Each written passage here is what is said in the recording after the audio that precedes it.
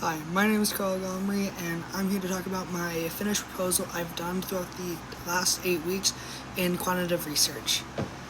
For my topic, it was pet-assisted therapy and its relations with depressive symptoms, whether it be increasing or lowering.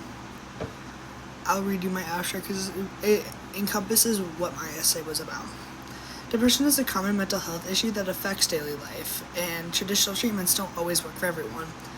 The study had explored pet-assisted therapy and its reduced depressive symptoms in adults.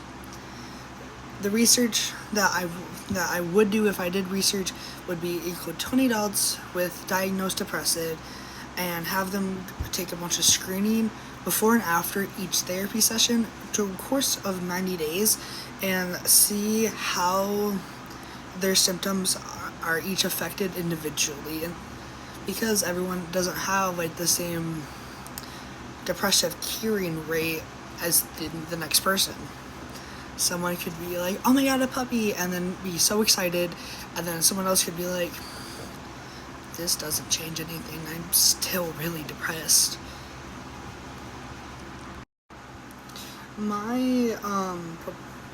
My proposal statement was, this proposal is to understand the impact of pet-assisted therapy in alleviating symptoms of depression in adults. My literature review went through many different articles to see what pet-assisted therapy was and depression and how it correlates with each other. Pet-assisted therapy is the therapeutic practice of involving animals, typically dogs or other domesticated animals, to help improve their physical, emotional, and social well-being. And then depressive symptoms are just signs and feelings commonly associated with depression, a mood disorder. It can include persistent sadness, lack of interest, pleasure in activities, feeling hopelessness, and difficulty concentrating. I had found in many different articles that people who suffer with depression does indeed have alleviated symptoms when they are a part of not just therapy but pet-assisted therapy. Because many people they love animals, and if you have a type of therapy where you can do something that you love, whether it's art therapy, gym therapy, or pet therapy with a therapist, there are higher chances of a mood disorder lessening its symptoms. It won't go away, but your symptoms will be alleviated enough for you to cope with it. So the method I had done to see if pet-assisted therapy does reduce depressive symptoms, I would have had, again, a population of about 20 adults who are diagnosed with depression and want to seek therapy. I would try to get a group of 10 as my control group, and then another group of 10 splitting in 5-5 just to see the different animals when it comes to depressive, like cat and dog, and see if it does alleviate their symptoms. I say 20 is like a good amount, because if you're just a one-man team, like I probably would be, I couldn't watch like 100 people, even though it's best to get like more people for your sample size, but you also have to think about your own personal limitations when it comes to being on your own and doing a therapy like this. So I would have used the MHA depression test to measure the severity of depression symptoms in the participants. This is very commonly used to assess depression and your primary doctor if they want to get antidepressants. The questions are about their symptoms, if they have an issue to sleep or appetite. And then in addition to the depression test, I would have the participants who are part of the pet-assisted therapy group to do a survey and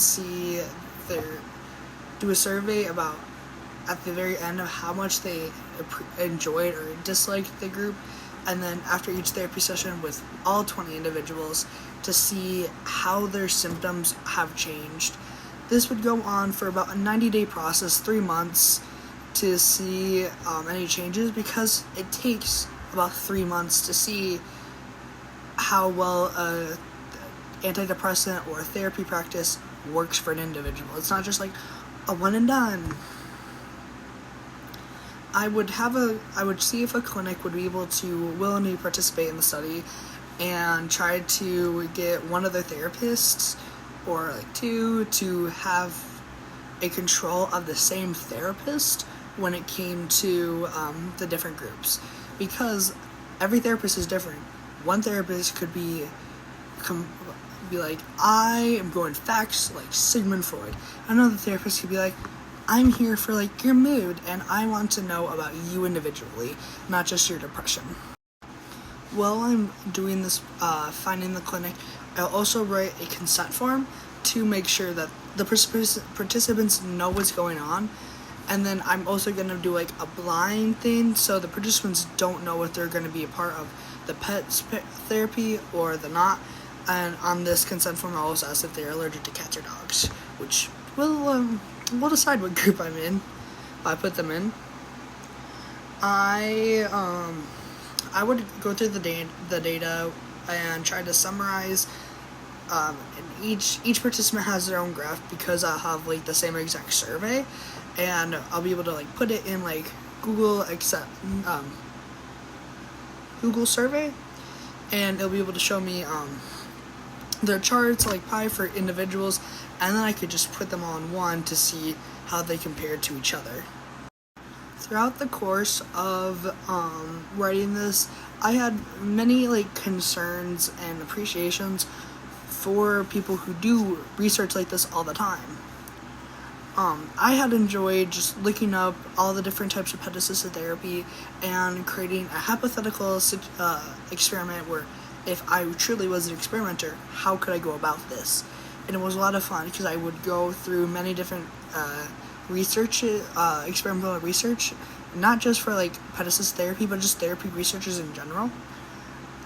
I did find a lot of things frustrating and challenging because I suffer with a thing, I don't know, but me and my therapist had found out I don't comprehend way questions are asked the first time around, so it takes me a little bit to be like, that's what it meant. So because of that, it was like hard for me to figure out what I was supposed to be doing.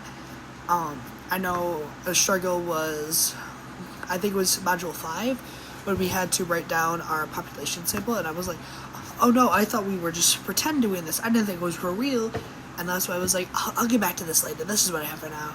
And then the next week when I was going through it, I was like, oh, I was supposed to do this hypothetically. That made my ease so much better, instead of like freaking out how I'm going to find the participants, how I'm going to do a study in a week when this is, in theory, it took at least 90 days. I was surprised on how easy it was to come up with the steps to write an experiment.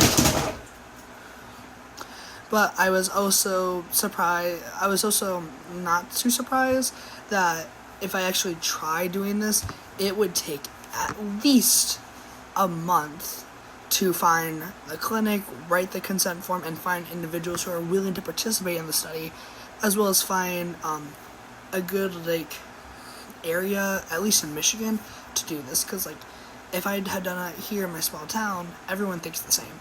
So there's a high chance that either no one wants to participate or they'll have like the same exact reactions.